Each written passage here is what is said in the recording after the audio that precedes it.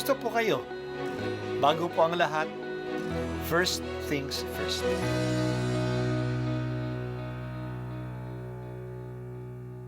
Good morning po. Sinisimulan po natin ngayon ang first things first. At dito po, tinatalakay natin sa unang bahagi ng umaga natin ay ang first readings na binabasa po sa banal na misa. Ito pong tinatalakay natin kasi madalas po kasi marami na tayong alam tungkol sa gospel readings. Pero konti po ang nagsasalita sa first readings. Pero ang first readings, bahagi din po yan ng Biblia, ng banal na kasulatan. Kaya susubaybayan po natin ang mga first readings, basahin po natin at kuminsan kailangan ng basahin ng 2 o 3 beses bago maintindihan kasi hindi po tayo familiar sa mga istorya at sa mga kaisipan na tinatalakay dito. Ang pagbasa mula sa aklat ni Propeta Zacarias. Sinabi sa akin ng Panginoon, ganito ang sabihin mo, sabik na akong ipadama sa Jerusalem ang aking pagmamahal at ang puot ko'y nag-aalab laban sa mga dumuhagi sa kanya. Babalik ako sa Jerusalem at maninirahan uli roon. Ito'y tatawaging lungsod ng katotohanan at ang bundok na itinalaga sa akin ay tatawaging banal na bundok. Hahaba ang buhay ng mga taga-Jerusalem. Marami na uling makikitang matatandang babae at lalaking nakatungkod na naglalakad sa mga plaza at lansangan. Ang mga lansangan ay mapupuno ng mga batang naglalaro. Aakalain ng mga natira sa Israel na mahirap itong mangyari. Sabihin mong sa akin ay walang hindi mangyayari.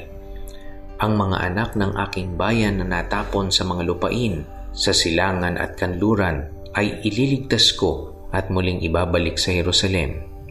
Sila ay magiging bayan ko at ako ang magiging Diyos nila.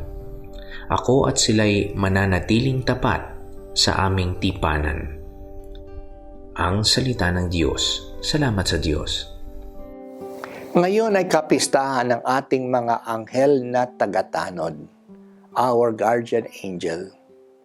Sila ay ibinigay ng Diyos sa atin upang tayo ay bantayan, gabayan at subaybayan.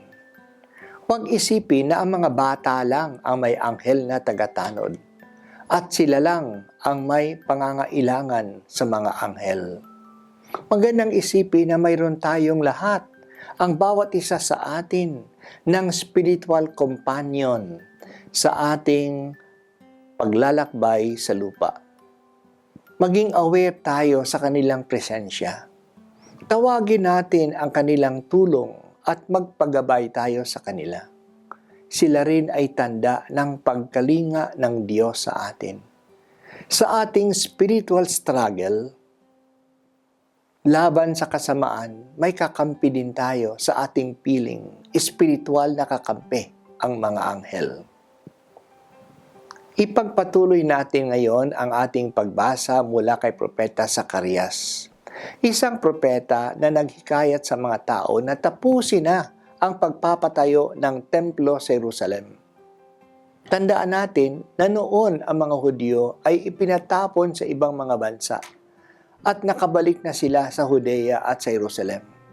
Nagsimula pa lang sila na mag-settle down. Wala pang maraming tao ang Jerusalem.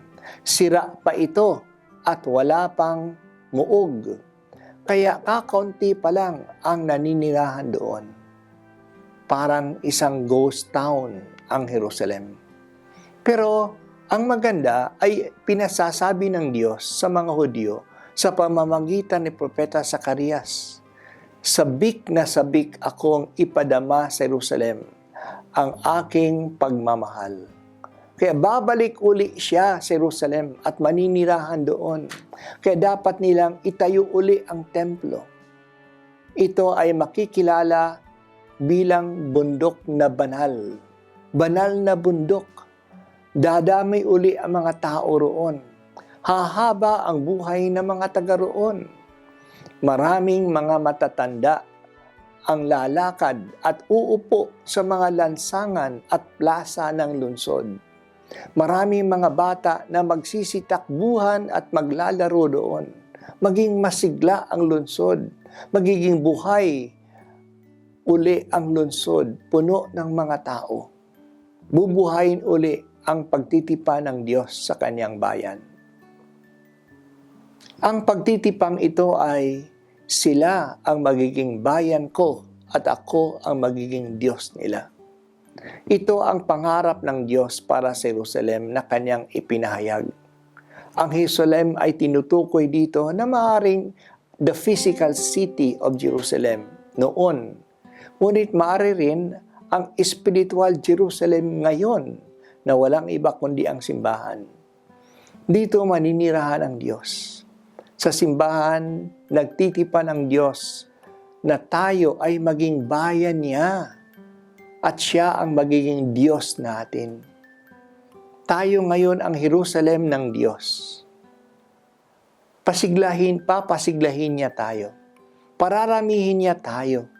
I-a-apply natin sa ating sarili itong sinabi ng Diyos. Sabik na akong ipadama sa Jerusalem. Ipadama sa simbahan ang aking pagmamahal. Totoo po yan. Salamat o Diyos sa pagmamahal mo sa iyong bayan. Patuloy po ninyong ipadama sa amin ang iyong pag-ibig. Ito po ang unang pagbasa at ako po ay si Bishop Broderick Pabilio dito sa First Things First.